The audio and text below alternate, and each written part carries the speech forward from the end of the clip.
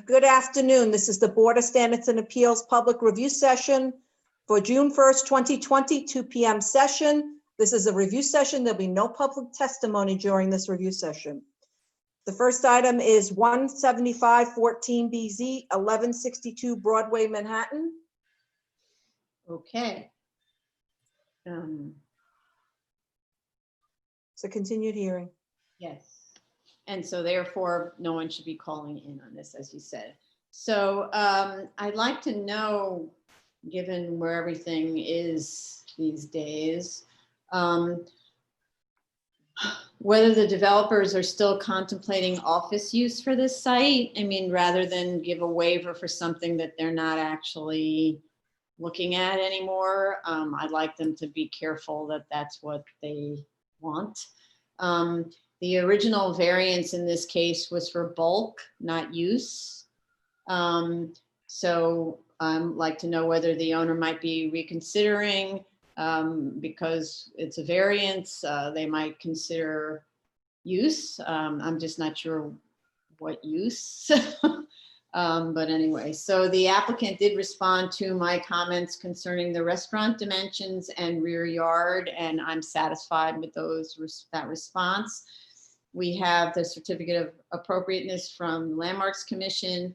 Community Board 5 recommends approval with respect to the landmarks application, which isn't really before us, but we now have that approval also, or recommendation also.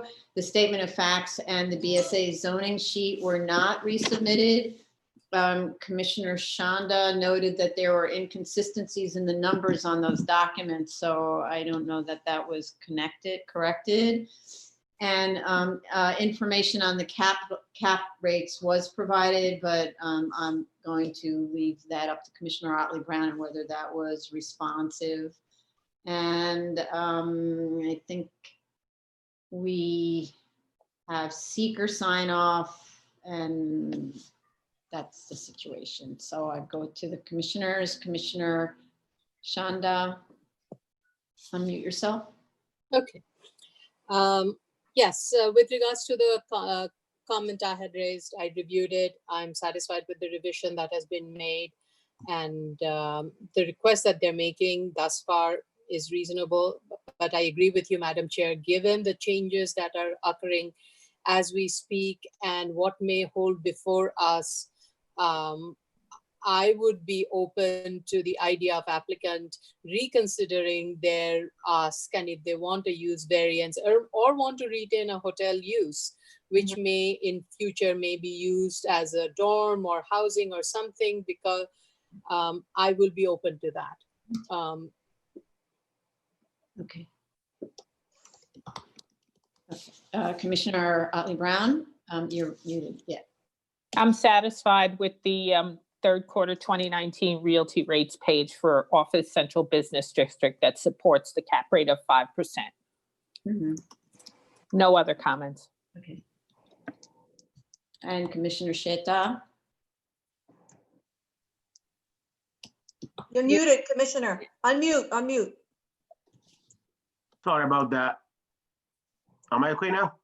Yes, we hear you. Okay. So I just want to mention that considering the policy of the board, long-standing policy, I haven't looked at the cost estimates that they submitted.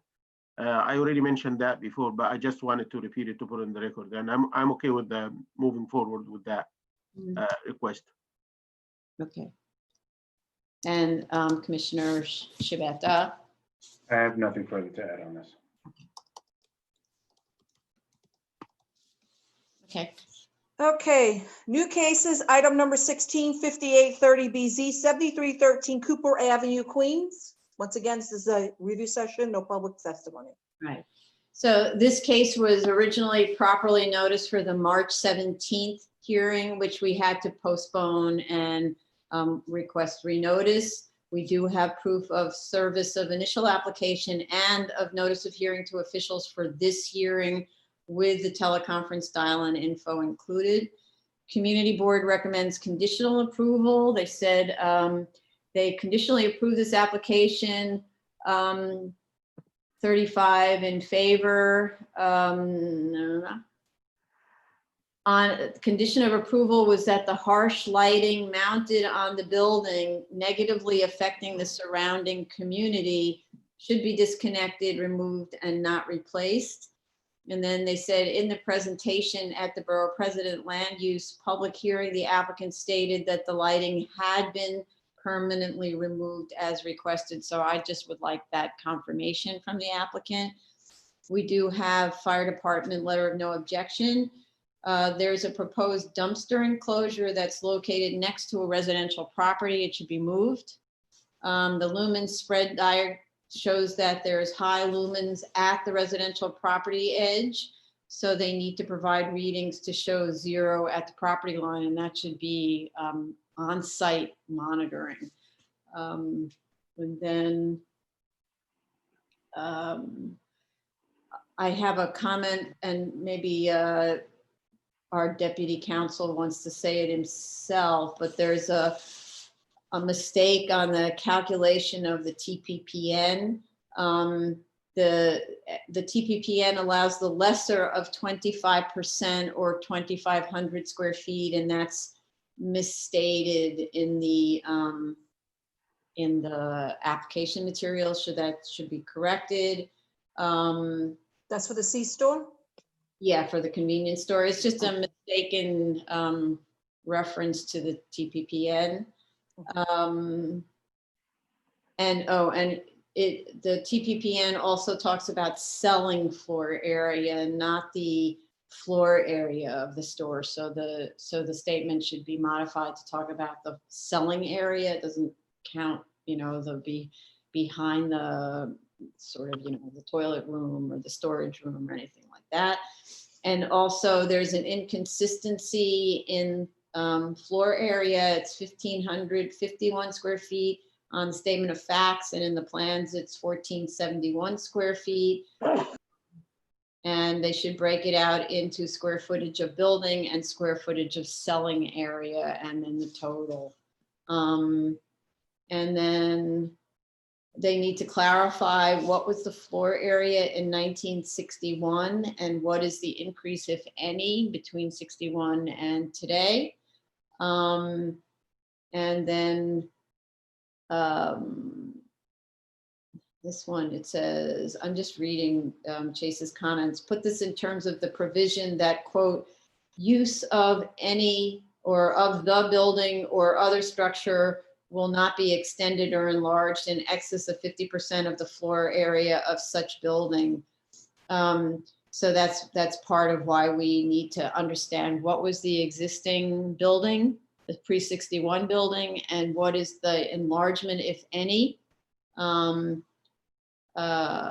Yes. Okay, and those are my comments. And Mr. Vine, if I misstated anything, please jump in and correct. Okay. You got it all. Thank you. Okay, thanks. All right, so then we move on to Commissioner Shanda. Okay. First of all, the narrative in the statement of facts needs to be consistent with the way, with what needs to be legalized and proposed. Apart from the proposed canopy, all of that is shown in the existing plan is built. So it's confusing to see the existing plan and the proposed plan and everything being consistent. And it goes back to the question you had, is what has been enlarged from 1961 over the period of time, and what is it that we are, what is incremental enlargement we are allowing that is before us now. The applicant has provided, needs to provide a vehicular circulation plan to determine that there is adequate ADA and pedestrian circulation around the convenience store. So the applicant has proposed 6 parking spaces, 4 of them along the residential lot line, and 2 right next to the convenience store. And when I'm looking at the proposed staggered, or which is actually built already, the gas pump, it is not, I'm not sure how the vehicles entering or exiting, actually especially entering from the curb cuts along Cooper Avenue, will be able to make a turn and be able to exit either on 73rd Place or on Cooper Avenue because of the two parking spaces, parking space number 5 and 6. So they need to provide a vehicular circulation plan to determine that there is adequate vehicular access and also AD and pedestrian circulation from the parking space that is designated for handicap. The proposed trash enclosure, I thought about that. I just wasn't sure where else it could be located. So my comment was more in terms of I would like to know the material, the enclosure material that is being used, and the hours of trash pickup and such, to see how much of a nuisance of an issue it would be. With regards to the fence, the plan shows 8 foot. I think it says 8 foot, but I don't know why in my plan it shows that 8-inch concrete block wall. I think it's 8 foot. The height of the wall is not indicated in the, it's not clear if it's 8-inch the concrete block wall or if it's a base and on which a fence is sitting. So that needs to be clear, and the material of this wall is not also clearly stated. Because I'm looking at 8-inch. Had it been 8 feet, then I get it. It's an 8-foot concrete block wall. Hopefully not, because that's fairly terrible. And It is, but then you can treat it with beautiful, stucco finish or other kind of thing. But if it's an 8-inch wall, then I'm assuming it's an 8-inch with something on it. So I think it's a typo. So they need to just look into that. As I mentioned, maneuvering plan. They need to provide a secure path of travel. Again, going back to the access from handicap parking spots to the convenience store, they need to provide a secure travel path from space number 1 to the convenience store. what do you mean by a secure travel path? Because right now, if a handicapped person will be walking, if they're walking, they would either be in the path of the maneuverability, or they would be, I think most of the time they will be in the path of maneuverability, because the way the parking space 5 and 6 is located, I don't think a person on wheelchair can go around 5 and 6 along the building. Okay, that's good. Now, based on Google Street View, up till 2014, it seems there was a street tree at the corner of 73rd Place. It is missing based on a site visit. So my question is, is the applicant working with the Parks Department to install a street tree there? Also, it's not clear if they're providing any air pump or any air pressure air vac, and if they are, because it's not shown on the drawing, but I just want the applicant to clarify that, because we would not want those to be along the lot lines.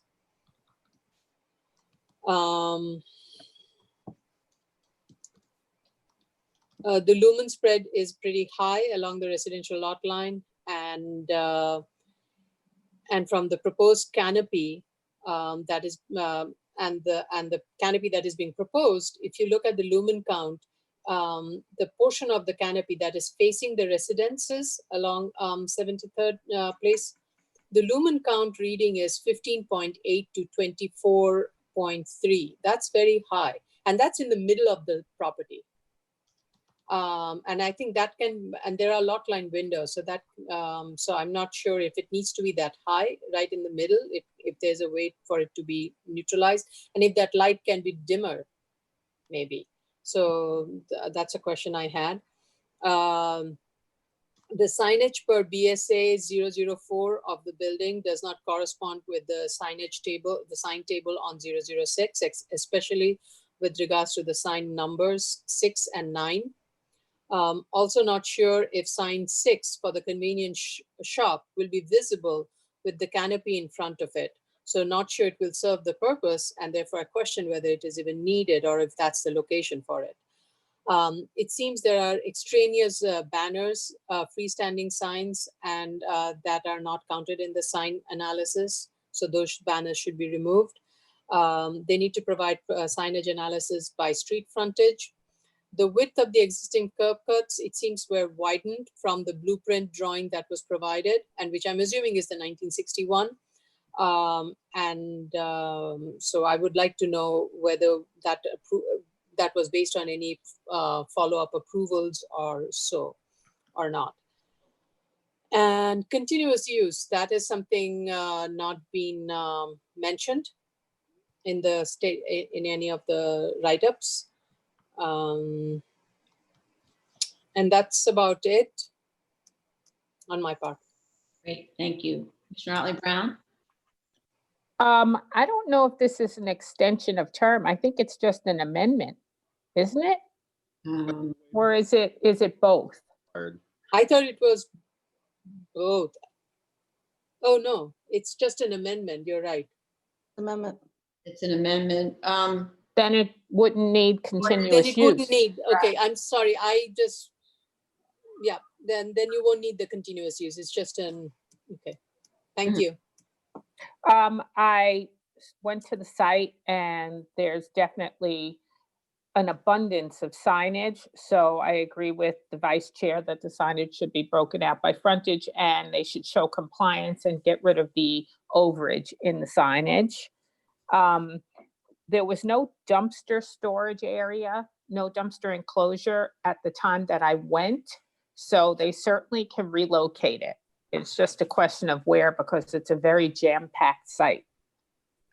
And the cinder block wall in the northwestern portion of the site that's adjacent to the home is actually unfinished, and they should discuss some kind of a finish to make it just a little bit homier for the home that's right next to it.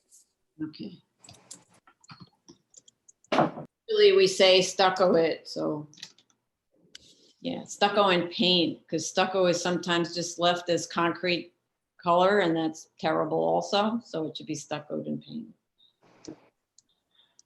Okay, is that it? Okay, all right, Commissioner Sheta. Thank you, Chair. I don't want to be repetitive, but luminous spread, maneuverability, although I have seen one of the drawings, I believe it's BSA-007. It says car flow diagram. It doesn't indicate any like maneuverability pathways. It's just showing some car symbols thrown all over the place on the site. So that purpose of that figure is to show how the cars will maneuver the site, and this is not clear from what is provided. The cinder block wall, again, it needs to be finished, plastered and painted, so it looks much nicer than what it looks right now. There are two drums. I'm not sure what is the purpose of these two drums located on site at the northeastern corner of the shop outside. So it's next to the block wall. I'm not sure what is the use of these two drums. Why are they there? If they are not needed, they should be removed off-site. What else? Yeah, that's all.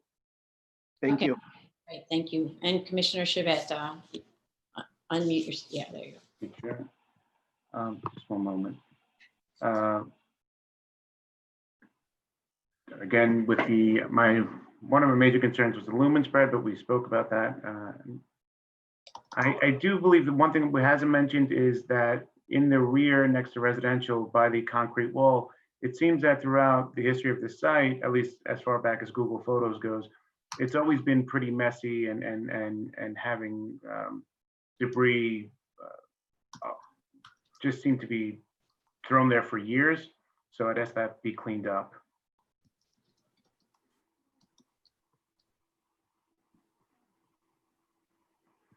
Okay, that's it? Okay. Okay, anybody else last minute comments? No? Okay. Okay, 1099 of BZ, 300 West Service Road, Staten Island. This is a review session. Please do not call in. Sorry, my little color wheel is spinning again. I don't know why. So this is the review session, so we will not have any of the public call in while we watch my little wheel inexplicably spinning. So sorry. The mouse just wants some cheese. It's just so hard to understand because, you know, I just don't get it. Sometimes I figure it out and other times I don't figure it out. And it's still spinning. Here we go. Okay, I promise not to save in between. Okay, this is 10-99BZ, right? 300 West Service Road, Staten Island. Okay, so Extension of term on a PCE. we have proof of service of initial application to officials. This case was originally properly noticed to officials for the March 17th hearing, which we had to postpone and renotice. It has been renoticed for this hearing with teleconference dial-in info. Community board waives its review, but states it has received no community opposition about this location. The statement of fact states that there is a sprinkler and fire alarm system, but fire department's letter indicates there is no fire alarm. So I'm thinking that might be a boilerplate statement on the applicant's statement of facts, which we see on another application by the same applicant. Because in fact, we have a conditional letter of approval from the fire department recommending that the permit be granted for only 1 year to allow installation of a fire alarm system that was a requirement of the prior approval. So that's quite a different statement from fire department than from the applicant. The applicant points out that the BSA resolution refers to the incorrect block number. So kind of a note to our council that the correct block number should be number 270. The plans though are difficult to read. They need to be resubmitted on a cleaner PDF. The previously approved plans were much clearer. And so maybe they can go back to those previously approved plans and do a better job on the modification. I see also a large flight of steps to get into the building and the PCE. So I didn't figure out where the ADA access is, except that there's a ramp leading to the lower level on the side of the building, but no way to get to the first floor above grade level. And the site plan doesn't show the ramp location at all. So you have to actually go to the lower level floor plan and then you see a ramp. So we don't know where it is on the site plan. Actually, I found the drawing was very poor quality, not really up to the level that's appropriately submitted to this agency. Just a note that the statement of facts is referring to the wrong most recent approval. It was March 1st, 2011, not 2009. And I think that's it. Commissioner Shanda? Unmute. Oh, sorry. My comment was around proof of continuous use. Okay, so this is expired October 2019. I think it was, we don't really need it because it was submitted prior to October 2019. Sorry, Okay. No, I take it back. It was submitted within a month of 2019. Okay, then. And they've been responsive throughout. So it's less than 1 year. Okay. And usually a continuous use, you're looking at annual proof. Right. Okay. So I don't think we need that. Anything else? No. Commissioner Ollie Brown? I agree with you, Chair, about the ADA access being unclear. It seems that there's a ramp from the outside that goes to the basement, but you can't go from the basement to the first floor, nor can you get into the first floor. So I would like them to explain that to me, although it seems to be a duplication of services in both the basement and the first floor. But I'd like that clarified. And also would like it clarified the fire safety systems situation. Why would they say that they did have an interior fire alarm and building-wide sprinkler when the FDNY says differently? That's all. Okay, thank you. Commissioner Sheta? Thank you, Chair. I have two main comments. One of them is I haven't seen any mention to the sound attenuation, if any. And the other thing is the use of the rest of the areas in the building. My understanding is that the PCE is mainly located in the cellar, and the building is two-story building. So I'm not sure about the use of the rest of the building. Is there any conflict? Is there any noise complaints? We need to get a statement on that. Okay. Anything else? No? No, thank you. Okay, and Commissioner Shibeta. I do have the ADA access question, and also the fire department. I'd like the applicant to express his, to explain his fire prevention apparatus, and hopefully have that confirmed by FDNY. Okay, great, thank you. Okay, next case, 3399BZ, 630 Fifth Avenue, also known as 40-60 Rockefeller Plaza, 3141 West 50th Street, Manhattan. Okay. It's also a PCE, equinox thickness. We have proof of service of initial application to officials. This case was originally properly noticed to officials for the March 17th hearing, which we had to postpone and renotice. It was also posted in the lobby for that date.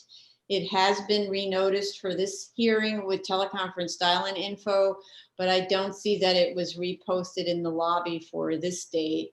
Community board waives its recommendation.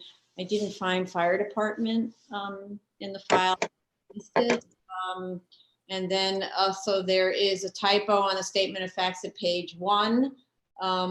Between the plans and the statement of facts, there's 2 different floor areas for the 3rd floor. It seems to be a transposition of the numbers.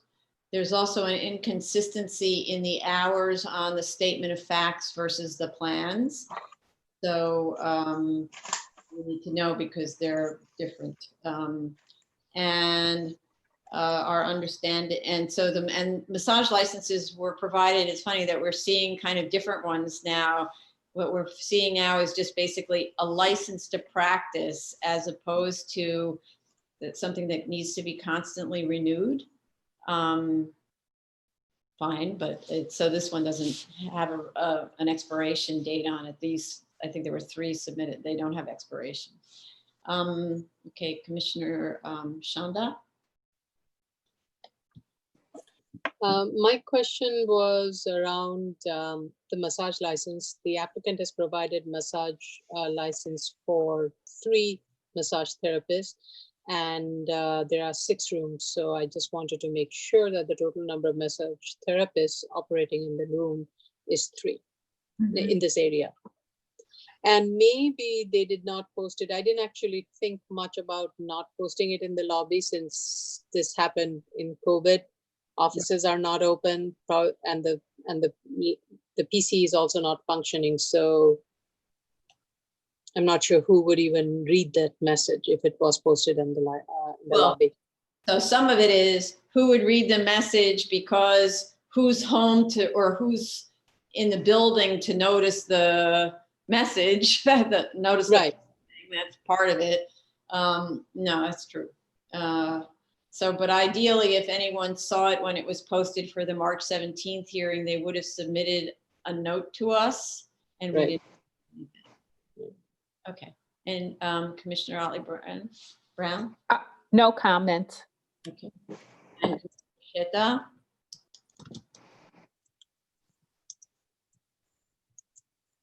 I have nothing further to add. Thank you. And Commissioner Shabeta. So I did not see an FDNY letter, and I would ask perhaps if the applicant can make a statement as to whether or not there have been any complaints made against this this PC while it was in operation. If they can get something from the management, that'd be great, but I think I'd be satisfied from an applicant's statement. Okay. This is a commercial building, right? Well, a super commercial building. Right, the applicant had emailed, you know, when we had sent the teleconferencing notice, he said, I would note that these are both large office buildings with at least hundreds of thousands of tenants. The buildings are primarily empty at the current time. So then we talk about posting and whatever, you know. This building, it's part of the Rockefeller construction, Rockefeller Plaza. So it's sitting on two major subway lines and other things. So Right. I mean, you know, arguably if they were dropping weights and so on, and it's really annoying a tenant, but I think I actually used to be a member of this gym briefly.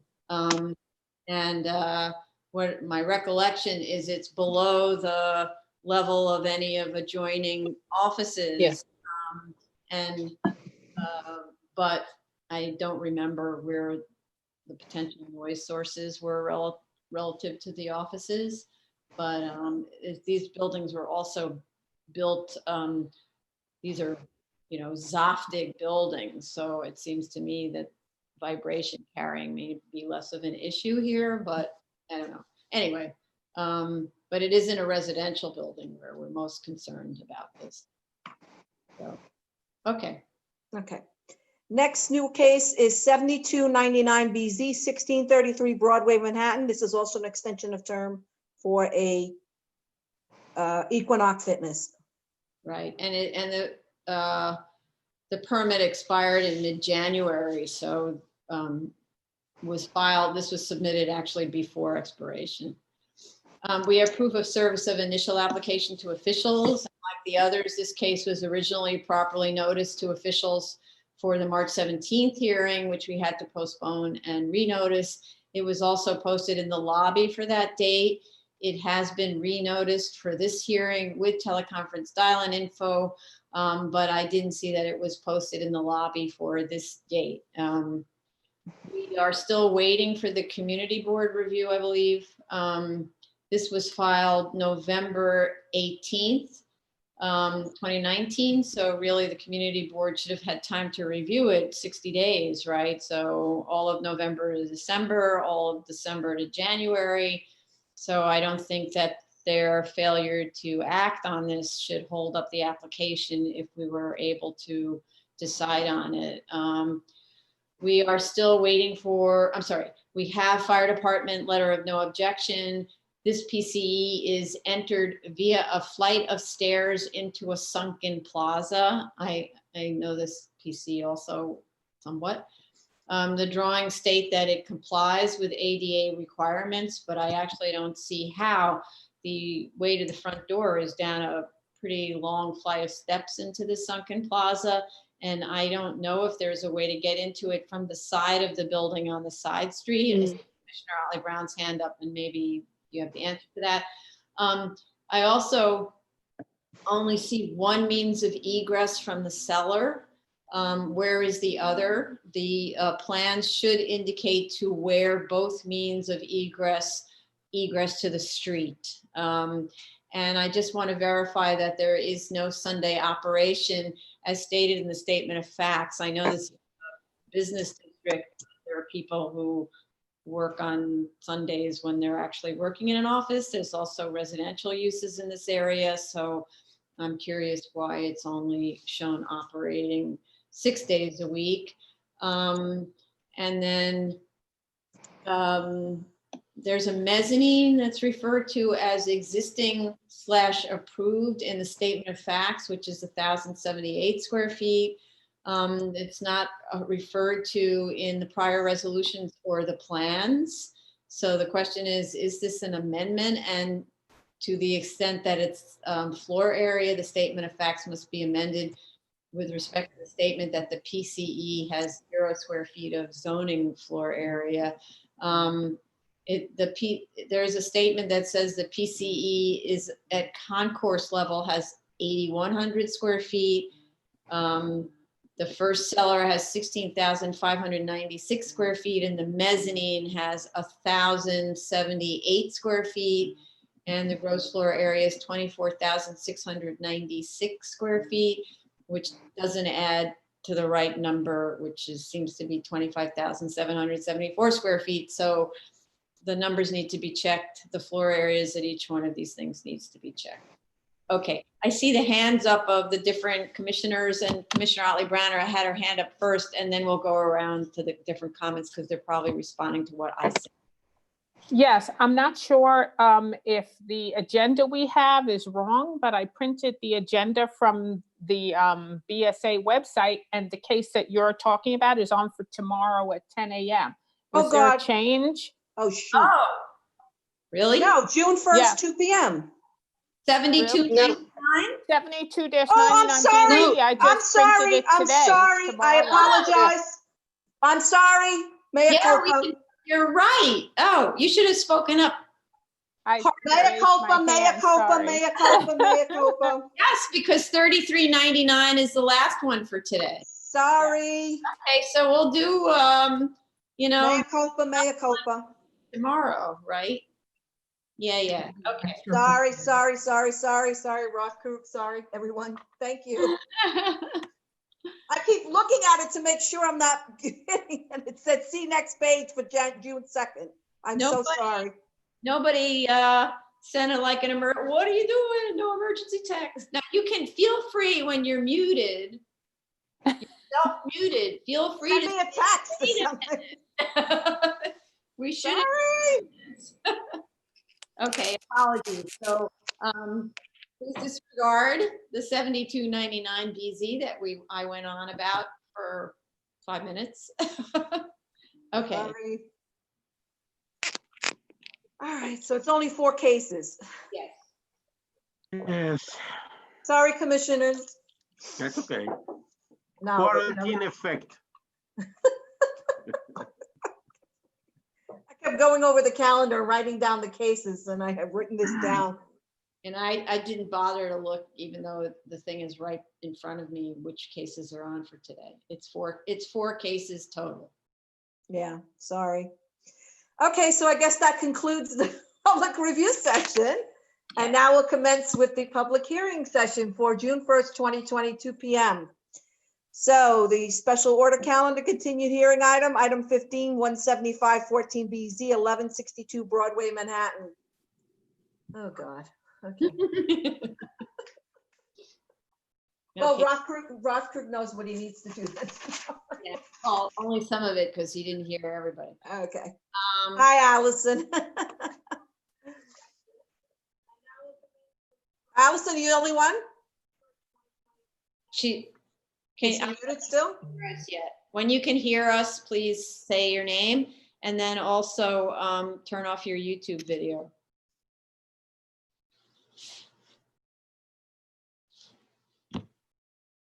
Can you hear? Allison, yes? Sorry, I missed that first part. Allison Carreri, Greenberg Charig. Okay, anyone else joining you? No. Okay, so raise your right hand. Wait. Make sure your YouTube video is off, okay? Okay. Are you getting feedback? I can put in a microphone if that'll help. No, I just it seemed like you were responding to the video because of delay. Okay. And we don't have a delay on the Zoom. We have a delay on the video. I'm on the Zoom only right now. Okay. Okay. All righty, so this is 175-14BZ, 1162 Broadway, Manhattan. Allison Curie, so raise your right hand. Do you affirm to tell the truth, the whole truth, and nothing but the truth in your testimony before this board and to respond honestly to board member questions? I do. Proceed. Go ahead. Good afternoon, commissioners. I listened to the review session this morning on this matter, or I guess it was earlier this afternoon on this matter. It sounded like, other than the comments regarding the use, which I'll come back to in a moment, the only comments remaining were that there might be some inconsistencies left on the statement of facts and findings and the zoning analysis form that we need to clean up. Mhm. Okay. So in light of the suggestions regarding kind of taking another look at the use here, given the current circumstances, obviously we'll need to discuss that with our client. I guess I was just wondering, I heard a couple specific uses mentioned. One was potentially going back to the hotel use. I don't know if that is in the cards, considering it's not just the M1 special permit that is the reason we changed from the hotel special permit from the hotel use to offices. I heard dorms as a possibility mentioned, and I was wondering if residential use was also a use that you would be open to looking at in this for this building. So I personally would be willing to consider it. I mean, right? So, you know, this is a part of the problem about the hotels, which we warned city planning, right? When city planning took hotels off the option in M districts, we said, so now there's only one as of right use in these districts. So get ready for lots of variances, right? So Right. Not every site is, you know, is perfect for office, obviously. So but you know, frankly, I don't know, given the market, and nor does anyone, what the appropriate use is. But I'd say that given the expense of coming to the board and the fact that you're here already, that the idea and the fact that this was an amendment application to begin with, it might be, now granted, it would be an amendment to allow use For a new waiver. variance, but then the markets, the reality situation has changed, right? So I'd like to hear from Commissioner Otley Brown about this, about her opinion, but you know, I would be open to it. Whether or not you're able to make the findings, that's really hard for us to say without For material. me as well. Right. I would be open to considering residential because you would be going back to the as of right office as your baseline, which is showing a loss at this point in time. And so then you would just be making a jump to residential, which I think you could probably make. Okay. I think the best way to do this, and not, you know, if it turns out that our client does want to continue with the office use, I'd like to close the hearing, leave the record open for us to submit the revised statement of facts and findings in the zoning analysis form, and schedule a decision. And then, but you know, within that time, before our submission date, we determine that we would want to make a change to the use, we would submit a letter requesting that the board reopen. Okay, I see Tracy Benkei's hand up, so you muted. And you muted yourself, Tracy, so unmute. Hi, I just wanted to note that if the use is changed, that may affect the tech memo. So that would need to be Yeah, I mean, there are a lot of, relooked at. you know, changing the use to certainly residential would require, you know, changing the bulk around. So we'd have to look at, you know, going back to landmarks again. You know, there's a lot of things involved with that. So, you know, I'm not so sure that we would definitely want to do that. So we would definitely want to, you know, keep, you know, get a date for a decision on this and reopen if need be. So we did have inconsistencies on between the statement of facts and the zoning sheet, which needs to be submitted, but those aren't really open issues. It's just up. So I'd be okay with that if everybody else is okay with that we would close, and presuming that you don't want to pursue something else, then we could put this on for decision. What I'd like to invite your clients to think about, I've been having a lot of discussions with different people in the sort of the architecture industry. Some of the discussion is also with the architects speaking to people in the real estate industry. about alternative uses that are not just what we're used to seeing. So for example, in a situation where you have a building that's designed to be an office building, or designed to be a residential building, think about maybe mixing it up to try to hedge these kinds of situations, right? So maybe being 100% of one use isn't the right answer. Maybe it's a mixture of different uses, right? And I, not being the real estate person who's trying to figure out how to make this project work within the context of costs and everything, I know that there's a lot of underwriting decisions and things like that have to be made, but that's out there too. And worth discussing with people in the industry now, where there's lots and lots of issues up in the air. Okay. Understood. Go ahead, Allison. No, I just said understood. Okay. Anybody want to add anything before we close? I see faces shaking their heads. Okay, so then I'd like to make a motion to close. Chair Perlmutter? Excuse me. Yeah, sorry. Wait, I'm sorry. we have testimony from the public. Oh, I'm so Oh, sorry. yes, sorry. Yeah, okay.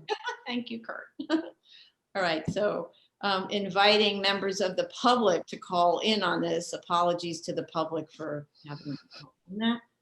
Tom, please state the case number. Sure, it's 175-14BZ, 1162 Broadway, Manhattan. This is an amendment of a previously approved variance. Right, and giving it 30 seconds for people to call in. And so understood. So if you were able to make these changes, we could put this on for kind of an early-ish time for decision, but to give your clients time to think about this question, how much time, Ms. Carreri, would you need? Let's see, I think today's June 1. Do you have hearings? No, so you don't have to pick a hearing date. Okay. It's more about a submission date. Like for instance, you need to submit these changes, these corrections, right? Right. So it's not going to take you long to correct, but it is going to take you your clients some time to ponder the question. So do you think, 3 weeks to ponder the question? I think 2 weeks. 2 weeks to ponder the question? Okay, all right. So we'll schedule the decision date according to that, but please let us know if you find out anything prior to that, okay? So it would mean a submission in 2 weeks minimum, but I can't guarantee that we'll be able to put you on that next hearing, okay? It depends on how many other cases we have that day. Okay.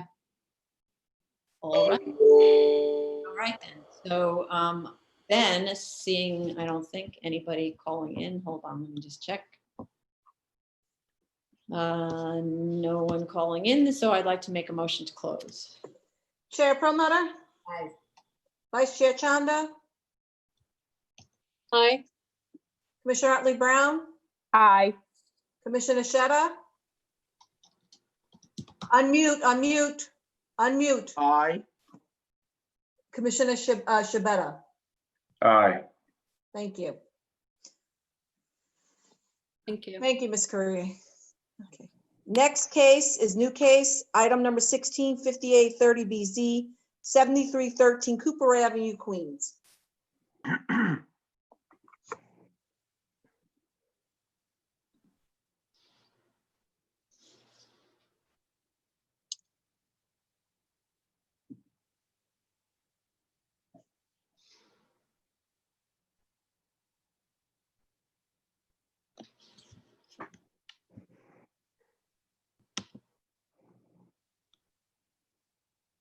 Okay, and who's the project manager on this one? Jolene. Yeah, No, sorry, Daryl. there she is. Okay, she's here. Okay.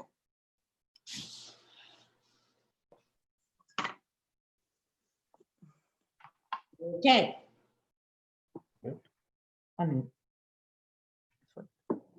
when you can hear us, please state your name and turn off your YouTube video.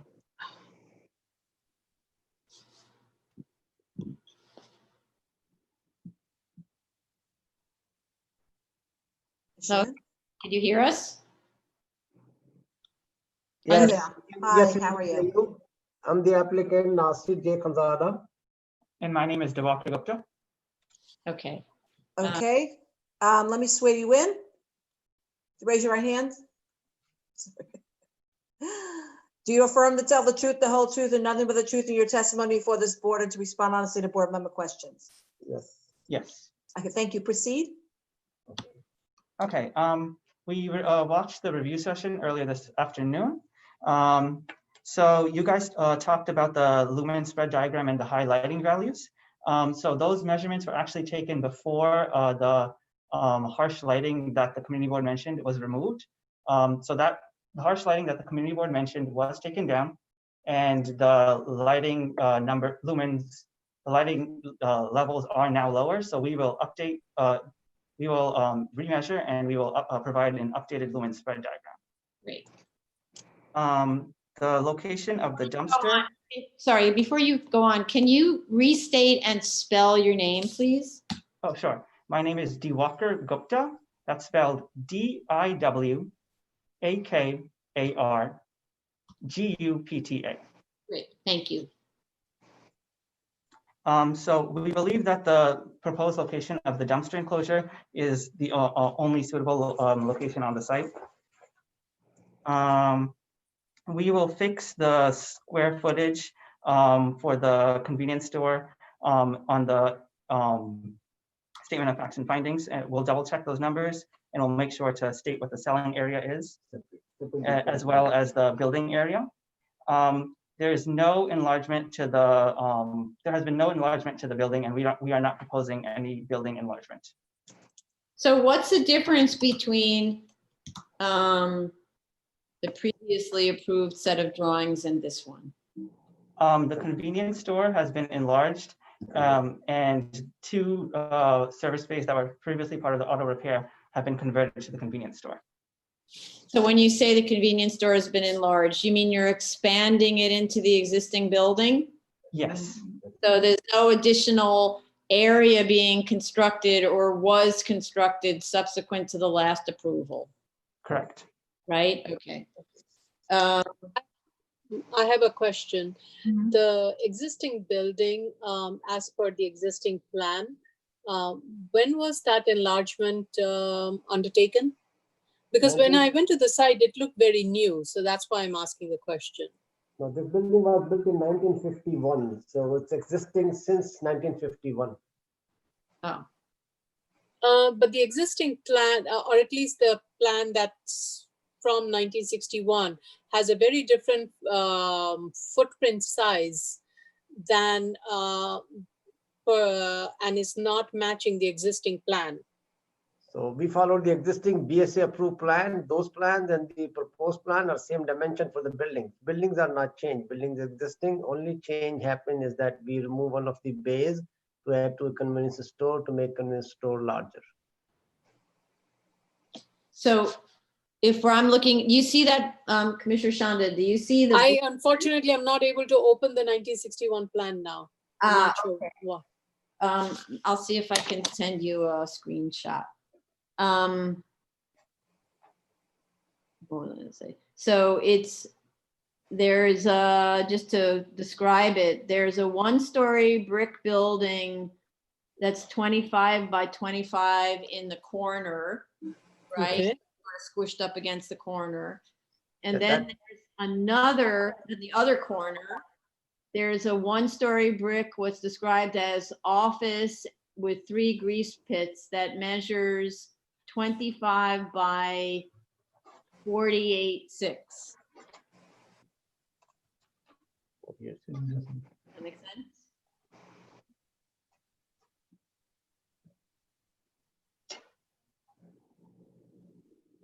So the only thing, unfortunately, I'm not able to open that old previously approved plan. The only I don't know, something happened with my AutoCAD. I'm sorry, Adobe, not able to open the old one. But the existing plan has on page 1, it says site plan as approved by BSA calendar 5830 BZ. Is that the one that you're referring to, Madam Chair? It's on the left-hand side. Hold on a second. That's 5830 is the number, right? I'm sending. Yeah, 5830, and it's on the existing plan, page 1 on the left-hand side.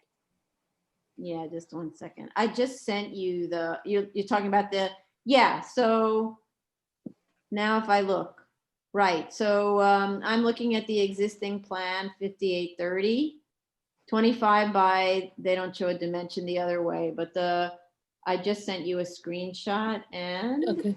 hold on a second, I gotta find my own screenshot. Okay. You see it? Yeah. So yeah, so it's 25 by 25 in that corner. And in this corner, it's, Oh my God. I don't know what those hatch marks mean though. It's kind of hard to understand. Okay.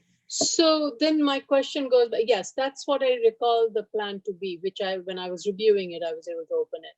Now, when I look at the existing plan sheet, and in the existing plan sheet on the left-hand side, it says site plan as approved by BSA calendar 5830 BZ. I'm not sure when this plan was approved because it shows the existing plan.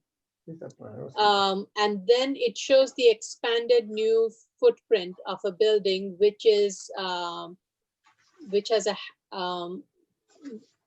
the hash marks on it. Yes, right. So it seems at some point BSA approved the expansion of the one-story building that's in that blueprint page to Yes, you're right. to this, but I cannot see the connection on that. That's the plan that I'm looking for. Yes, now I see what you mean. So the blueprint doesn't account for this very large extension that's described in what's known as the existing plans. Right. Which shows a very long building. It's almost 70 feet long and 35 feet deep. Right. That's part of that hatching. Plus the building in the other part that's 41 feet long and 20, I don't know, maybe it's 25 feet or something like that deep. So that's very different from what the blueprint shows. Right. So that means there was a change in the size of the building. And then we have a limit on how big the building can be. And so was that approved previously? Is this what are these drawings? So we don't have any BSA approved set that shows that expansion was permitted. Okay, this is what we got from BSA, the plans we uploaded. These are the dimensions and these are the size we have from BSA. So to my understanding, whatever the extensions are, they were approved at the BSA in the last calendar. And these are the dimensions I get from the BSA plan. Wait. But where are the BSA plans? Those blueprints that you gave us? Yes, the dark copies of blueprint, that's correct. But the blueprints that you gave us don't show, unless they do. I don't see, no, so the blueprints that we have don't show such a large building. Yes, it says parking space 30 by whatever, 21 something. But that in fact is a building. So that's what we get from. No, but it's in fact a building. How is it in fact a building? It doesn't look like the BSA ever approved this enlargement. So what you're doing is legalizing, maybe. It's an old building, very old building. So I have to find a more plan from BSA that will prove that this is existing since 1951. Let me do a little more research because I think I had a record for that. So let me see if I find those records. Okay. Otherwise, we will add into my legalization, but I did have some record that this building is existing from there. So you can ask for, but this is a pre-1961 variance. There's a limitation on the enlargement of the building Is Carlo on this? 2,500 square feet maximum. No, that's the rule about the convenience store. Uh-huh. And Madam Chair, and that's one of the questions I had, which I forgot to mention during the review session, executive session, and that is based on my measurement of the buildings that are shown, that is shown in that blueprint. It seems it's about, the floor area is about 1,837 square feet. Now, and that was one of my question was they need to establish the last enlargement that was done prior to 1961. Was Right. it and the lawful floor area prior to 1961 to determine the section 11-412. Right. So let's just, can you tell me again the amount of floor area you said just now on the blueprint? I measured it from the blueprint and I came to 1837. It's not there in the blueprint. Okay. Okay. So there is a limitation. I think we don't have Carlo on the call, right? I texted him. I'll see if he comes up. Okay. All right, so there is a limitation on the allowable increase in floor area for a variance that was granted prior to 1961. Okay, so you can't necessarily legalize what was done without permits unless you can show that you skipped a point, right? That So, there was something that happened. let me find the existing record. If not, then we will see what we can do, the increase in the floor area, if that is done without before the BS, after the BSA. Right, okay. Okay, go ahead, continue. Okay. Okay, so next thing we have, Okay, so we are going to look into clarifying all the prior size of the building and the existing size of the building and make sure that any change is compliant. Yes, oh, so just to clarify, it's section 11-412 of the zoning resolution, and the maximum you're allowed to enlarge a pre-61 variance is 50% of the floor area. So if Commissioner Shanda's guesstimate, general estimate is correct, I think you've doubled the size of this building between 61 and now. So that's not 50% of, right? It's a problem.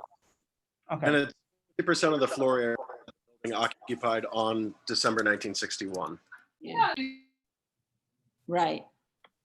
So you have a problem, either that or it's a new variance and it's no longer an sort of an amendment or an extension of an existing variance. Okay. we'll check it out. There's no problem. But I remember seeing some building extension, old one. I'll double check my record. So on that, no problem. Okay, the next we have. On the facts and findings, we will clarify it to make it clear what is as approved, what are the existing conditions, and what are the proposed changes. Okay.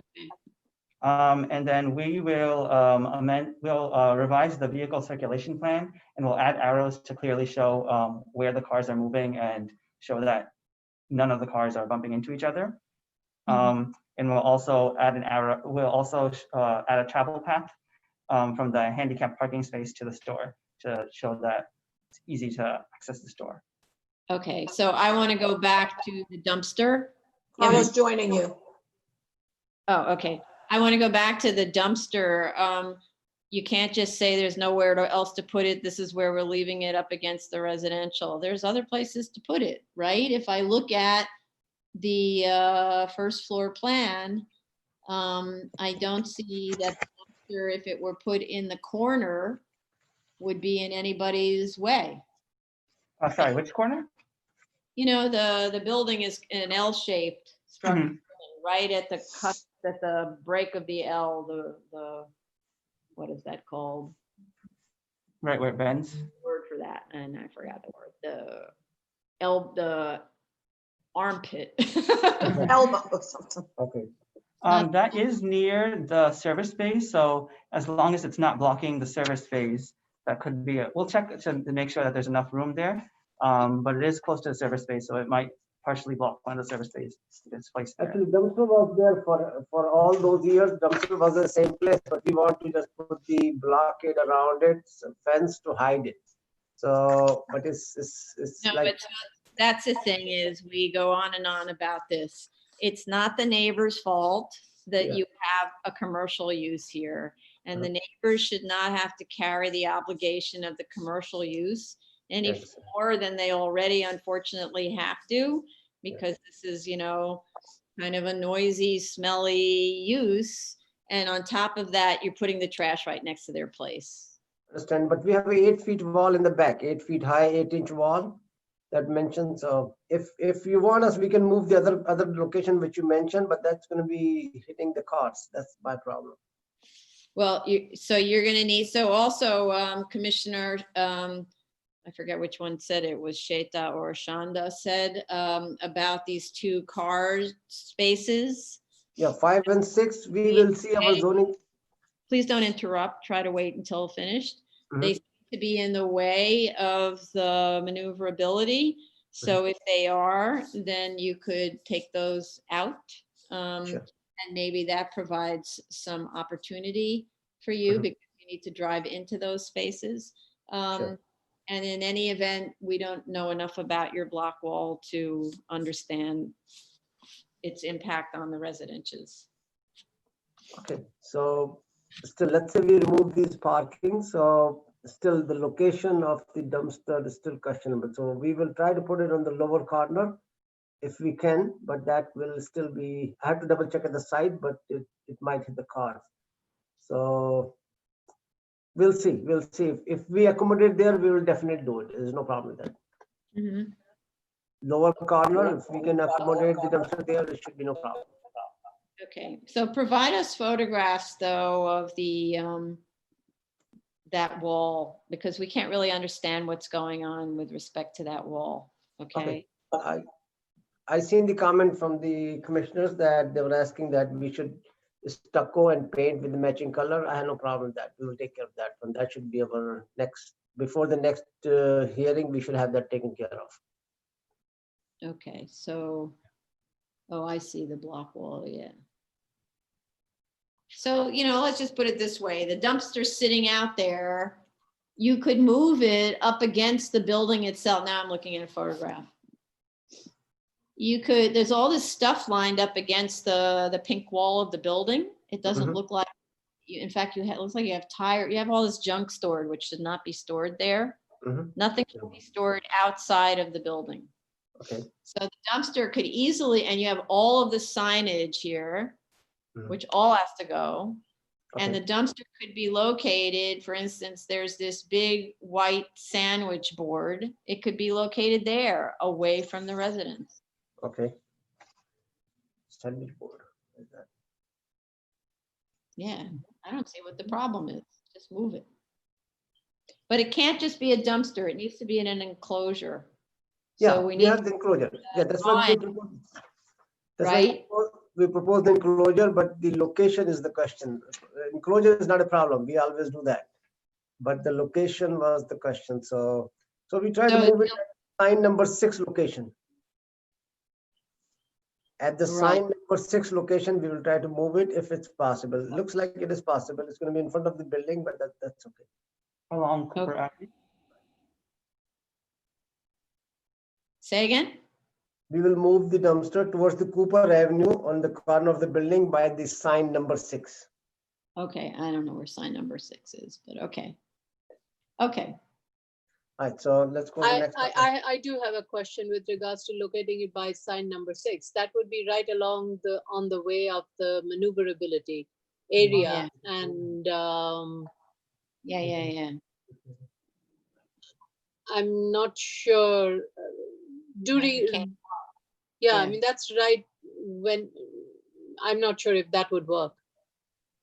No, but for instance, why can't I see you have the 4 spaces, 1, 2, 3, 4 handicap space, right?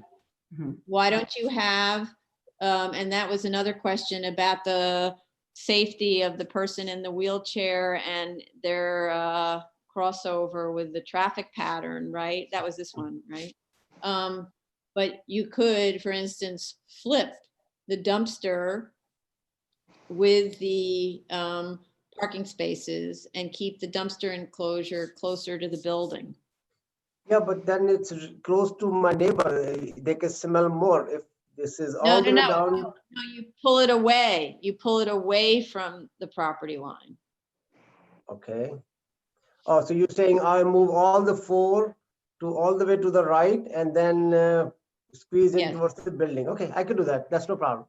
I don't know if it works because again, you have this really big curb cut. I don't Yeah. know why it's so big. And I don't know what it interferes with, but it's possible you have too much going on the site, which may be one reason why this enlargement turns out not to have been an illegal enlargement, because you have a lot going on the site with a very large building. Yeah.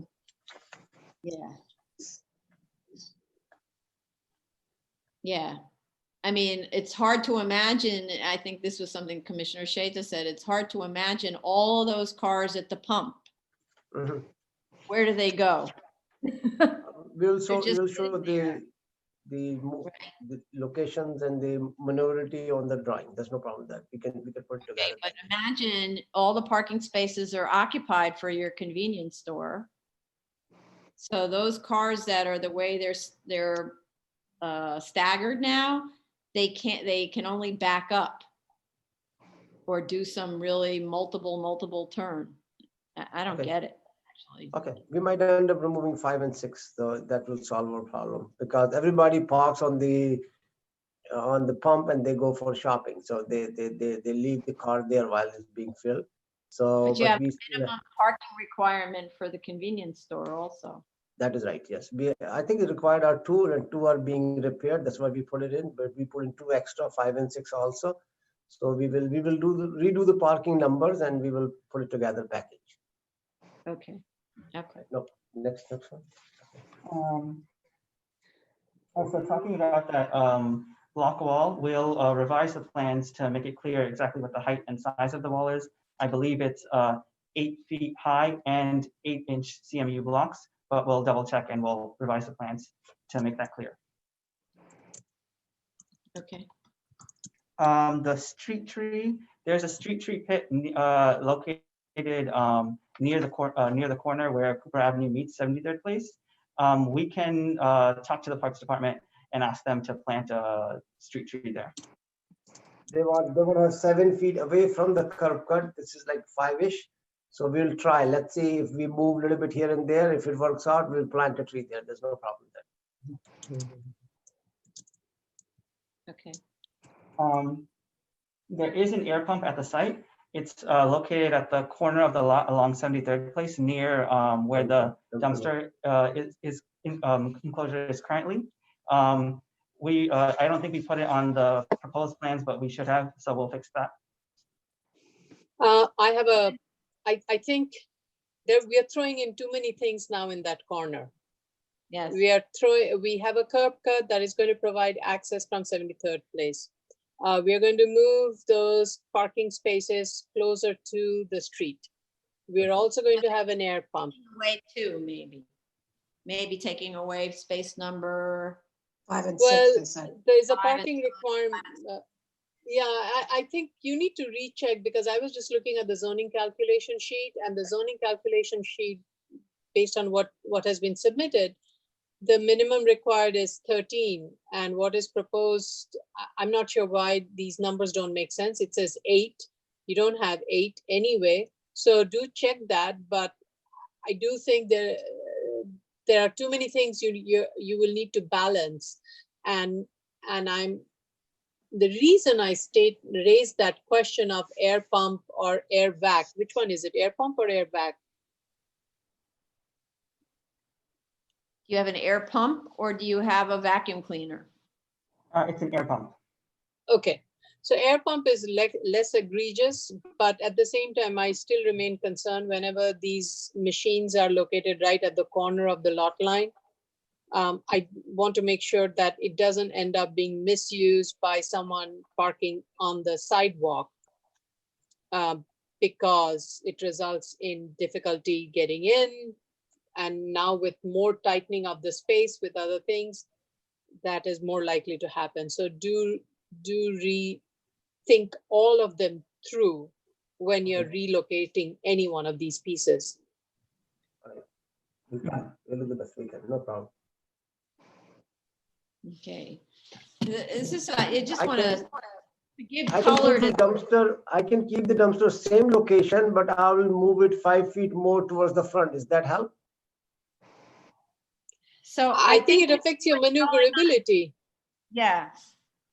So rather than like negotiating with us like this, because everything is done in drawings, which is how we see, we're telling you what the problems are with this project, with this site, and you need to solve the problems, right? Gotcha. Not negotiate with us here in the air like this, right? Okay. But Gotcha. you know, my gut reaction is the building is too big and probably was not approved. So you might have a bigger problem than this.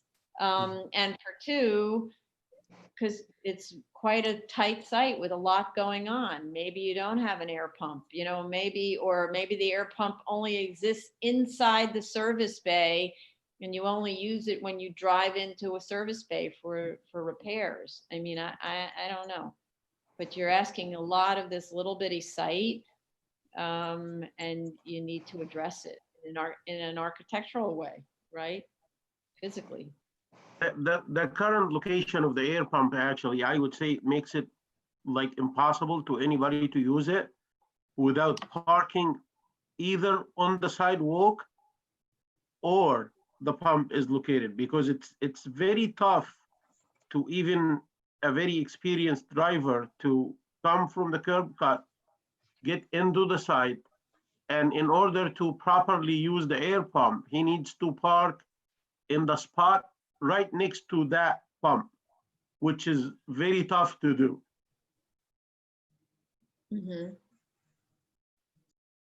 Right. Because Which he's is like making a very sharp U-turn to get to that spot. Which is probably why the curb cut is so big, to try to gain access to the site from all spots, right? It's abnormally big, given the frontage. I think you heard the comments of all the board members. I think you really need to address this in writing and submit something to us that answers the statements and questions that were made here. But the threshold is whether or not that building is, the extension was legally enlarged. Yeah. I think that would be the first thing that we would like to see on your submission. So, and when Commissioner Shabeta says writing, that includes drawings, right? Okay. All right. Anything else from commissioners? Any other comments? Anything else from staff? Did you want Carlo to comment, or you already took care of that? I think actually Chase clarified what the maximum enlargement is permitted. He read from the rules. Okay, so I'd like to invite now members of the public to speak on this item, which is calendar number 58-30 BZ. 7313 Cooper Avenue, Queens. Okay, and so while we wait for members of the public to dial in case they want to dial in on this, I'll ask, kind of guessing, how much time you would need to submit, and then I'm going to give you more time than that.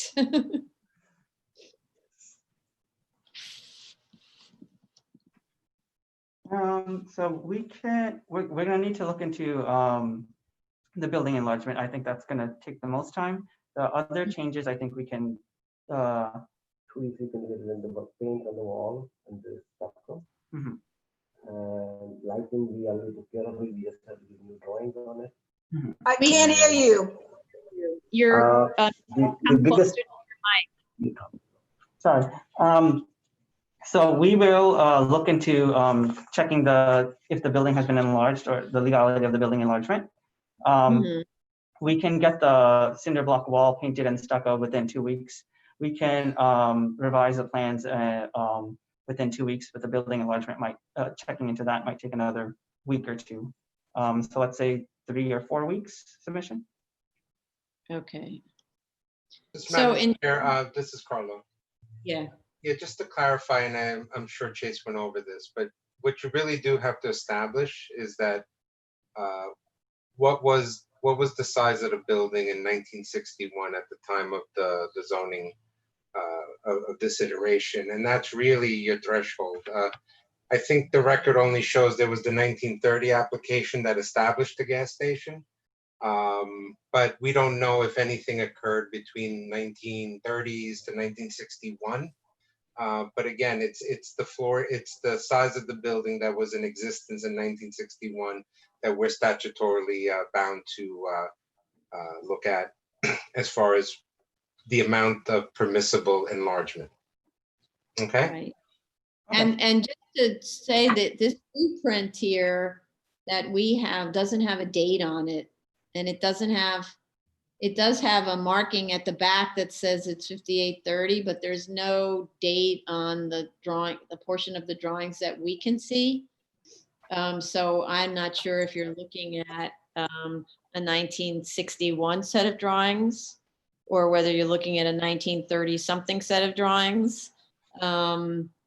Yeah, so you're going to need to do a lot more digging. But one thing in terms of the timing, to the extent that you didn't pull the entirety of the BSA record archive, and you need to go back and look at archives, given the situation, there's a difficulty for us to access the archives, which are in storage. So I'm going to need to give you more time unless you took a copy of everything that was in the folders when you prepared this application. I don't think we took a copy of everything. I'll check exactly what we do have copies of. If we find a Sanborn map from 1961 or prior to 1961, no? It has to do, this was a variance that was approved prior to 1961, right? Mhm. You need to establish that the BSA approved this change, hopefully prior to 61. Because right now you're looking at an enlargement that far exceeds 50%. It looks more like 150%. So, which wouldn't have been permitted after 1961. So you need to find in the folder that there was a pre-61 approval, and that these blueprints are not the most recent BSA approved drawings. Okay. Okay, so Madam Chair, if I may also suggest the applicants, when you do your research, also correct the zoning analysis sheet, because the approved as per BSA equals what you're proposing right now. And it's a little confusing when you look at that column. Say that again, Carlo, I didn't understand. The zoning analysis, the column that says legal I'm sorry, let me pull it up. 1 second. You're looking at the drawings? No, at the zoning. The zoning analysis. Oh. So the zoning analysis that was submitted on October 15, 2018, under the column that says legal per C of O or BSA, the commercial floor area is listed at under that column as 3,868, existing 3,868, and proposed the same. So it shouldn't be if you're enlarging the building. No, they're not enlarging. They're saying that they're not proposing a new enlargement, but you came late to this. But then, as was pointed out by Commissioner Shanda, there was a disconnect between the BSA approved drawings that are on this blueprint of unknown date and what they're saying is the existing situation, right? They should match. And what we're seeing is the existing drawings show a much larger building than this BSA approved set of drawings that's a blueprint. So we don't understand how it got to be so big, and we think that it's much larger than the 50%. So we're thinking it was illegally enlarged, but we don't know the answer to that. Was there any DOB to the applicant? Was there any DOB job filings on this in recent years? I don't see any filing for the enlargement for the building in the DOB-based system, but I expect it was done at the BSA, so I have to dig in BSA record one more time to show that. But there's no filing for the enlargement for the building since 1961. I don't see any. Okay. All right, so you may have a bigger problem than this. We'll Okay. check it out. We'll check it out. I mean, Yeah, okay, so I'm gonna have to give you significantly more time because we're going to have to call up the records okay. from the archive company. And Mhm. at the moment it's difficult for us because nobody's in our offices, that we're all working remotely. It's difficult for us to receive and to allow you to look at archives. So this probably won't be available for a couple of months. Okay? Okay, no problem. All right. All right then. So we will let you know when the hearing date is scheduled, but understood that you're going to be given a couple of months to submit because Okay, of the. unless we have a record, unless we find things, and then we will ask you to give us a hearing date. Okay, great. Thank you. Thank you very much. Thank you. Oh, did we already? Yeah, we already asked. Okay. Okay, move on. Yeah. Okay, next item is 1099BZ, 300 West Service Road, Staten Island. This is the law office of Frederick Becker. Please call in.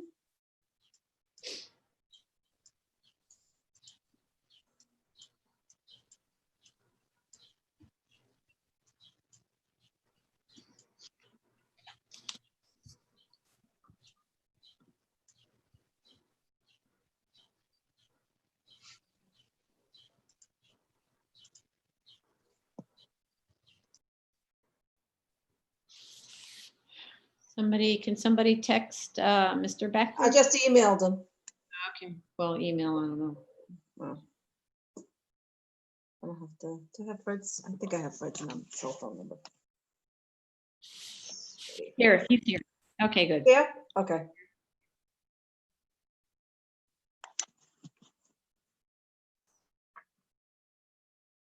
Is he there? He's coming in. Okay. When you can hear us, Mr. Becker, please state your name. Okay, and turn off your YouTube video.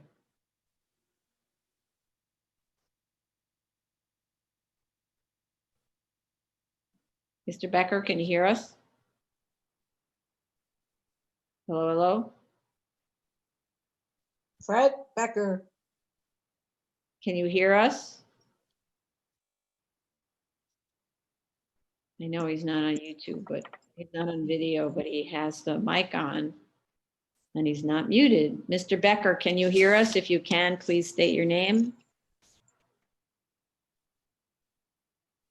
Turn off your YouTube.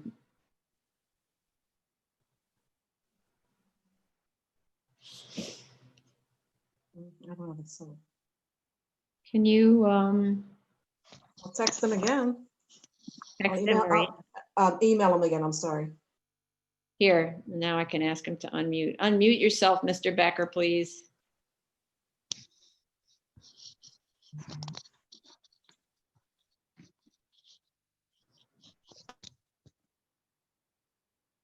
There you go. Mr. Becker, I don't understand what's going on here.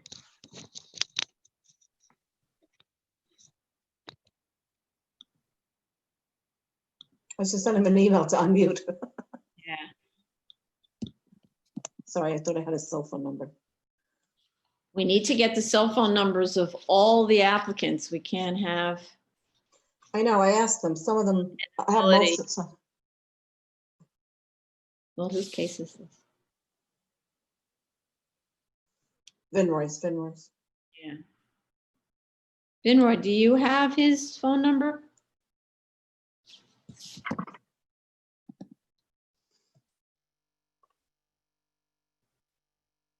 Vinroy, do you have his phone number?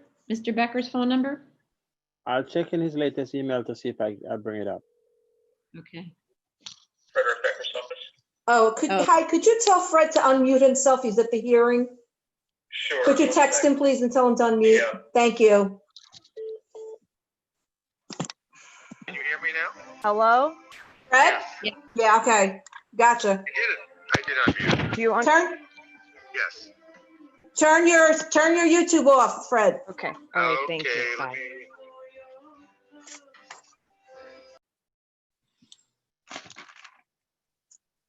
Okay, speak.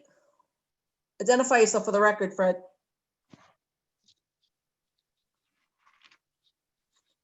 Something happened. Fred, We're going to need to move on to the next one if you can't. Fred? You call him again? Yes, please. Mr. Becker, can you hear us?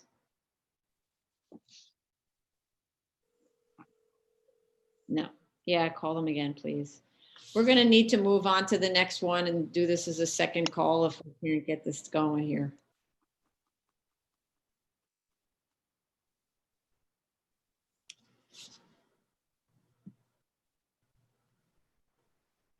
Hello? Now no one's answering. I don't know what happened. His assistant, David picked him.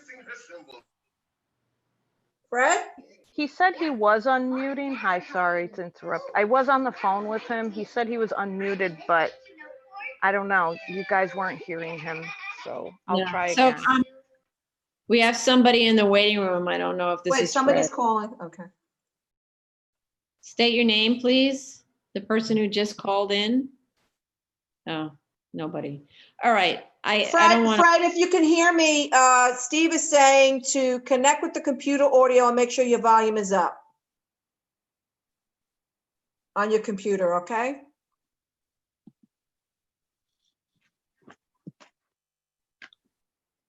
All right, let's call the next case. Sorry. We're gonna second call this because we can't keep waiting for the technical issue.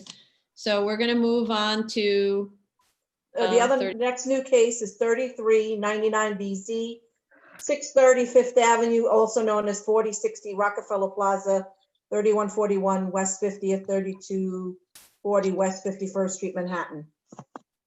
And this is Rothkrug is the applicant. I'm sorry, yes, Rothkrug.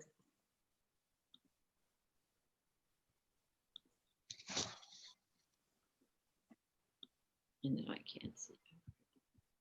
And, okay, when Rothkrug gets on, before he gets on, fire department sent a letter. On which one? On 3399 BZ.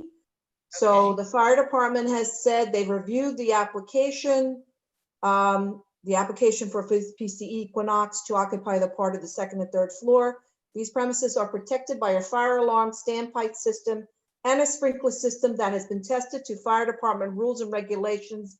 Therefore, they have no objection to the application. And this is a letter dated today. Great. Okay, just announcing again, please dial in. This is application number 33-99BZ, 630 Fifth Avenue, also known as 4060 Rockefeller Plaza. Oh, I see someone. Who is the person whose phone number? Please. Somebody, okay, who is that person who just called in? That's Fred still in. Hi, No. can you hear me now? Yeah, so Yeah. we called a different case, Fred, so you're gonna need to wait, okay? You're I'm 6'5". not going to hang up. I'll just listen. It's easier. Okay, yes, okay. So we're still waiting for, I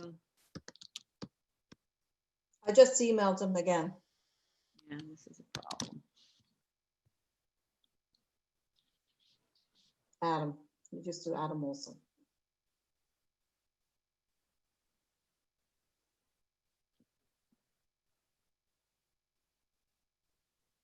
Apologies to the glitches that happen with these calls. We need to have, by the way, every applicant's cell phone number. We cannot call their offices with the hope that someone actually answers the phone or send them an email on the chance they're going to look at their email. We need their cell phone numbers. No excuses. Everyone can give us your cell phone number.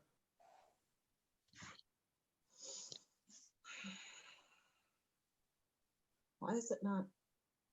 Never have a problem with this one.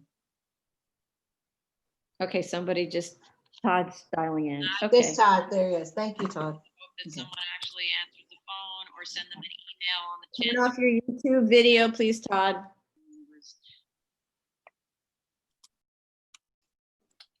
Good morning or good afternoon. This is Todd. Can you hear me? Yeah. Yep. Hi. State your name. I full had name. to install a Zoom update, so that's what took so long. Oh, okay. Oh, yeah, that's right. There was supposed to be a Zoom update and they wouldn't let you in if it was 5. Oh, that's Yes. true. I Yeah, did oh, not, okay. did not realize, so I apologize for that delay, but we are installed Yeah. and we're ready to go. I Okay. didn't realize that they wouldn't let you in unless you dial. Exactly. You Yes. update. Oh, okay. I'll Okay. update ahead of time from now on. Okay. So, good afternoon. Todd Wait, I Gale. have to swear you in, Todd. Sure. Okay. Okay, do you affirm to tell the truth, the whole truth, and nothing but the truth in your testimony before this board and to respond as to board member questions? I do affirm. Okay. So I did listen to the review session and we'll try and address each of those items that was raised. First, I believe, Ms. Matias, you noticed the fire department just sent an email of no objection for this site, recognizing that the fire alarm and sprinkler are installed. That is one question. With respect to the statement of facts, there is a typo. There's a transposition of the two letters. It's 42,680 is what it should be. It's listed as 42,860. The total is correct, but it's just those figures are off on the statement. The figure on the plans are correct. So say again, it should be 42,680. Yes, let me double check. Let me double check here. Yes, 42,680 for the third floor. The statement listed as 42,860. So there was a error with the transposition of those numbers. The figure on the plans is correct, and the total is correct, which is 68,087 square feet, which is both gross and zoning. Okay. So we can submit a statement fixing that figure. Okay. We'll also in the statement note that there, with respect to the hours, the requested hours on the weekend, there is a difference between the plans and the statement. That's because Equinox had adjusted its hours for its clientele here. They would like to go forward with the hours, which are the same as which were previously approved, which would be as they are listed on the plans, which is the, let me get this correct here. It is the Monday, let me find the exact hours here.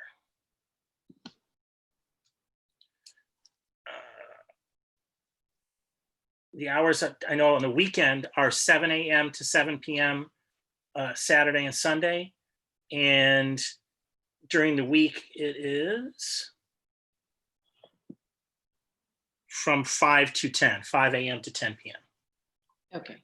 So we can, in addition to fixing the error with the floor area on the third floor, we can adjust the weekend hours on the statement, but the rest of the hours are correct. Great. Okay, so you'll resubmit the statement with a cover letter saying what you've changed. Yes, right? changing the hours and changing the floor area for the third floor. I believe Commissioner Chanda raised a question about the massage rooms. There are only 3 masseuses that are currently there with Equinox. You know, historically, just so you know, I think when this was originally before the board 25 years ago or 20 years ago, it was a different operator. It changed to Equinox shortly after that. There are 6 rooms, but they only have the 3 masseuses. So it's a case of they provide the services based on the needs for the clients. So that is correct.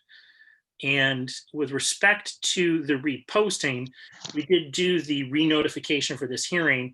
At the time, though, that was still when the public health circumstances were as they were, so you couldn't go repost.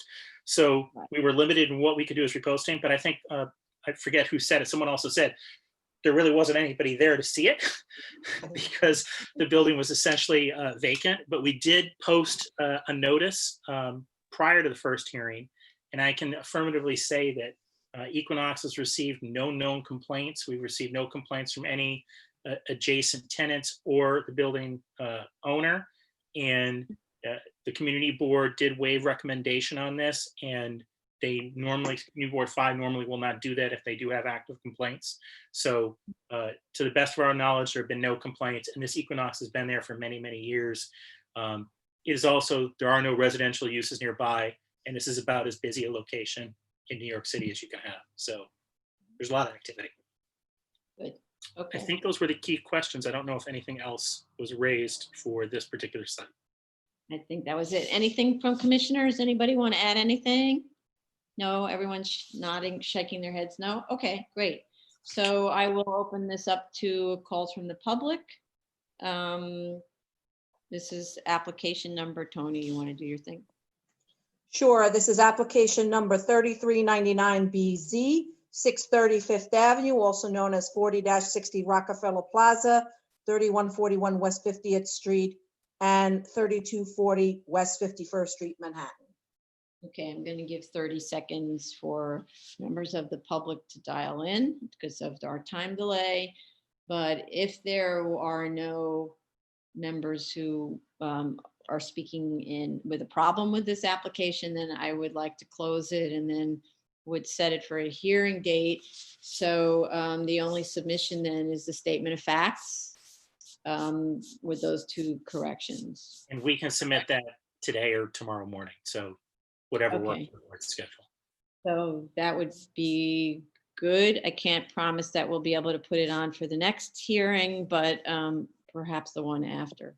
Understood. We'll get the statement in, so it makes it easier.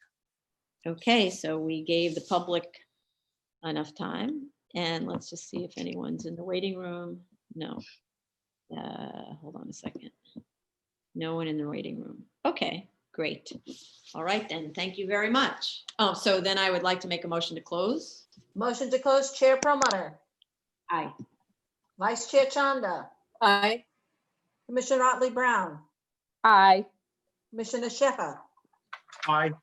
Commissioner Shabeta. Aye. Okay, so this application is closed and submission by what, early this week? As soon As soon as possible. Okay. Ideally, with a cover letter, please. Sure, we'll note that. Also, we know it wasn't on the agenda, but we heard the comments about 1633 Broadway, so we'll be prepared for tomorrow, hopefully. Sorry about that. That's fine. Little extra benefit there. Yeah, a little preview. Okay, thank you very much. Have a good afternoon. Thank you. Okay, recalling item number 17, 10-99BZ, 300 West Service Road, Staten Island. Good afternoon, Frederick A. Becker. Okay. Somebody has, maybe that's Fred, somebody has really bad feedback. Can you Good turn off afternoon. your? Is this better?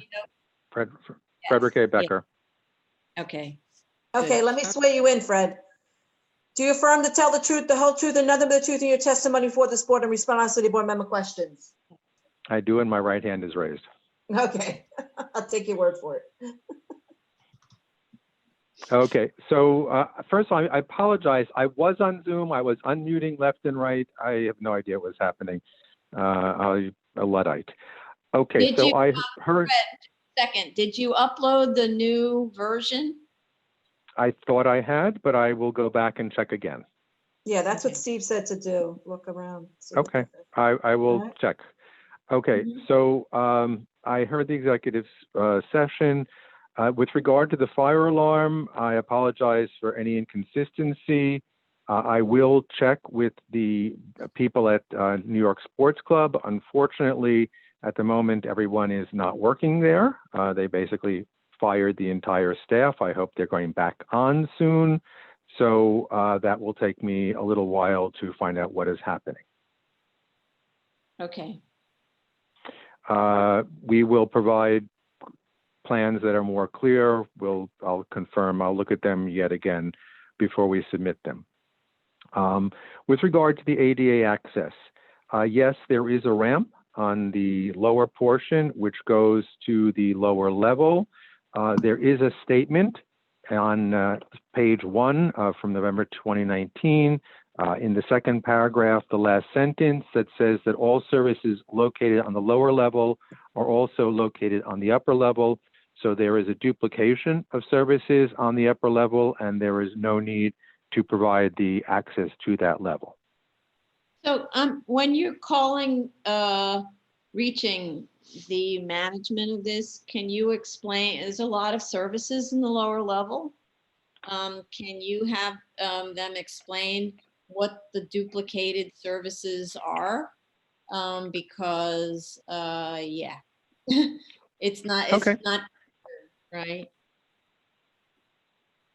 Okay, I'll explain, sir. I'll give provide an explanation of services, the upper level and the lower level, so it's understood. Okay.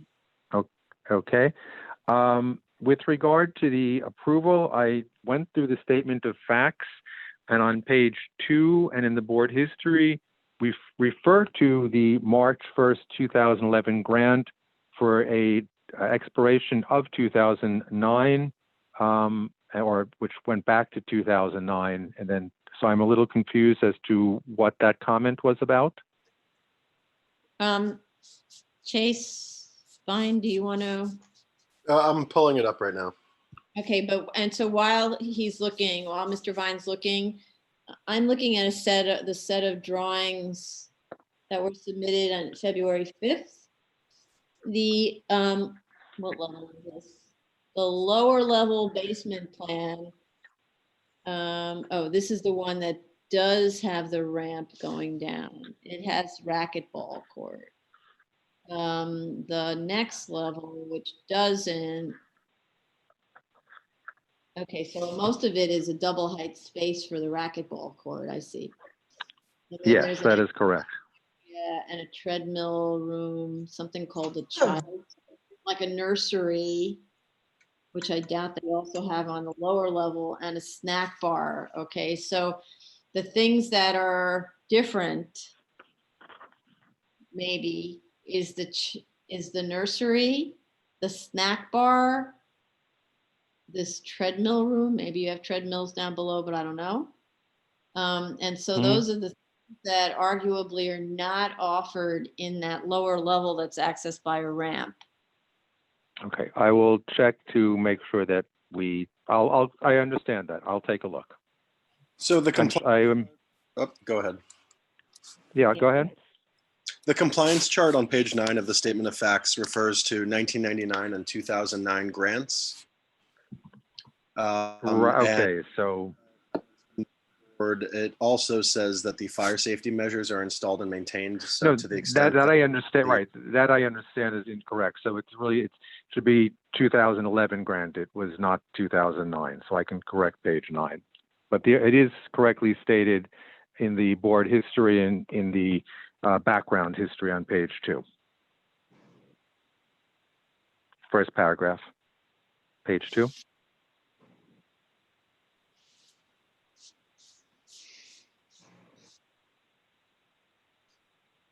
Sorry, what's the difference between the 2009 and the 2011? It's a 1999 special permit. Right, and it expired on October 26, 2009, but the board did not grant the extension until March 1st, 2011. That's what it was. Okay. And that's set forth in the board history on page 2 of the statement, and that's also set forth in a separate board history page. So the correction is on page 9. So I'll correct that along with finding about the uses. Okay. So when you make your corrections, please be very specific in your cover letter where the corrections are and what they are. Okay. I always do. Yes. Okay. Yeah. And Commissioner Shanda. Yeah. I had another question. This is with regards to the the duplication of services, and also the physical therapy space that is shown on the upper level. Is that part of the PCE? I'm looking at the upper you're looking at, sorry, the upper 82. level. Right, 82. I'm looking at that. Right. I'm just trying to find the, that, oh, the therapy office is right there. I see what you're saying. I'll check that as well, whether it's part of ours or not. Mm-hmm. So, I mean, you Okay. know, the duplication of services issue is always what's on the level that can't be reached and Mhm. going through all of them. And then where is that provided on the lower level? Understood. I will confirm that. The other issue, I believe, is Commissioner Sheta asked about the other uses in the building. We are in an M zone. The other uses in the building are an eating and drinking establishment and offices as set forth on the C of O that were submitted. We've been here for 20 years. The community board hasn't had issues. We find from experience that if there are issues, the landlord always lets us know and doesn't sign the application forms, the affidavit, and we've gotten no complaints from anyone here. Plus, we did timely post for the original March 17th hearing. Well, it's actually two different questions. No, if you were a really terrible use, they wouldn't sign it. But if you No, I've had plenty of experience where we've been less than a terrible use, where there's been some interference with adjacent owners for studios or something along those lines, and even the smallest little glitch, we get telephone calls on. you get telephone calls from, The owner, the landlord. well, Because so he's getting, just so you know, we've had applications where the PCE is a terrible tenant and the landlord doesn't object to signing the owner's authorization. Right. But in addition, because these PCEs travel with the PCE and not the owner, there have even been times where we've allowed PCE applications without management's consent. So like when I there's been understand. I don't know how I can prove a negative here for you. There hasn't been any issues, is what we notified, we posted, and it's been there. It's an M zone, so it's not a residential building. Okay. Okay. What else? We also said it's a sound attenuation was the question. Is there any is sound? no sound. No. It hasn't been for 20 years, was never required originally, so the answer is no. Do you know that, or are you just guessing? No, there was never requirements for sound attenuation, and there's no indication that there's any specific sound attenuation in the building.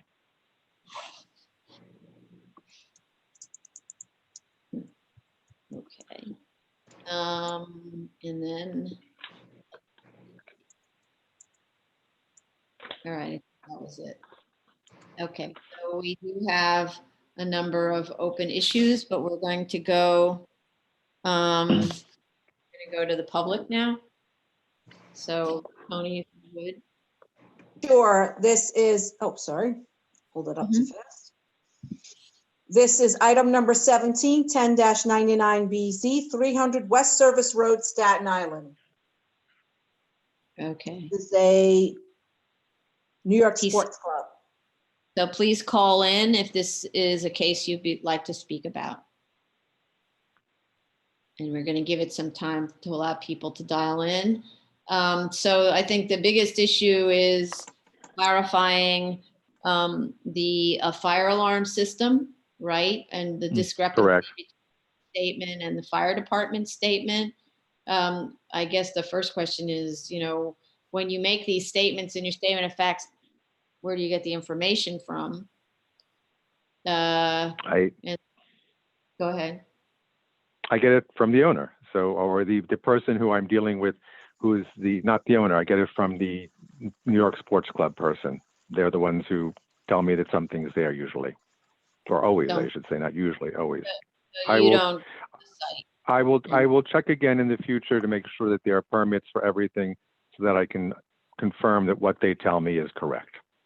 Yeah, I think that's actually the responsibility of council to confirm Okay. the veracity of the statements to the extent that that's something that can be checked. Okay. Understood. And, oh, the other thing was the plans. The set of proposed is very difficult to read.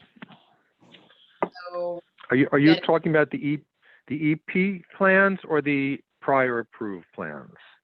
no, I'm talking about the proposed plans. We had the So- EP1, EP2, EP3, EP4, et cetera? I don't know. There's but no it's- there's no separate set of proposed okay, plans. so the proposed plans, yes, EPs are very The difficult to EPs. read, whereas the previous, no, I just lost. Whereas the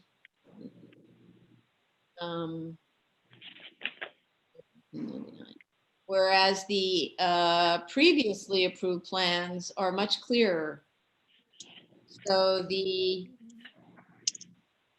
whatever was done to make the existing and proposed reduce the quality of the previously approved plan. So I understand. I'll give you a better set of plans. It's clear. I see the difference, and it's a little fuzzier even on my set. No, it's not a problem. okay, you should, to the extent that is possible, because this is always submitted to us in PDF form, don't submit anything to us where you notice that it's fuzzy. Instead, check the clarity where you submit. There isn't any reason to have a conversation about this. Just don't do it. Okay, got it.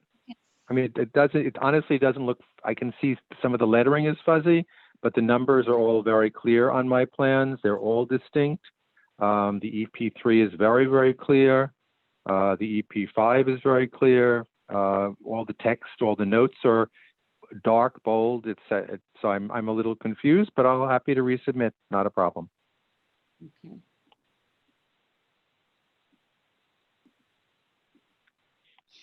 Okay, so we gave enough time for the public to call in and no one called in. Okay, then. So we can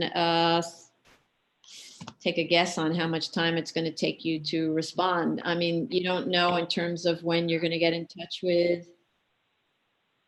people? Right. I mean, one of the most important things, because there is no upper level staff who knows enough about the club, and the other is the person I would speak to directly is the general manager of the club. And since the club is not open, and we don't know when it will be opened, I mean, I would hope that, I have no idea. I don't know, when the phase will be that this club will open. I would say within, if I have 60 days to respond, that should give me enough time potentially to get an answer from New York Sports Club on the fire alarm, and hopefully the club will be open at that point in time as well. Well, actually, for their benefit, ideally you would have an approval before they open. So to the extent there's still people in charge of New York Sports Club and you're asking about duplication of services, you're asking about the fire alarm system, wouldn't that be something that higher up management has rather than a local? No, absolutely not. And I'm telling you, they're basically down to like 3 people on staff at New York Sports Club. In the entire industry, all of the New York. All of the general managers, every staff person who works at a facility has been furloughed or fired. The person who I've been dealing with for 20 years on construction is furloughed or fired. I'm dealing with counsel's office and an assistant in counsel's office, and they have no idea. Okay.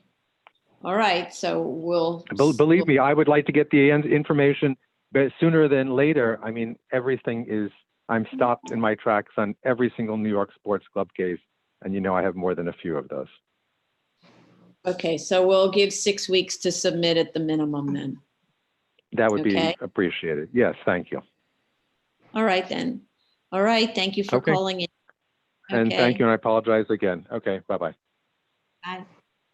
All right. Okay, that concludes the public hearing for June 1st, 2020, 2 p.m. session. We will resume tomorrow at 10 o'clock. Okay, thank you, everybody. Thank you. Good afternoon. Bye. Bye. Bye.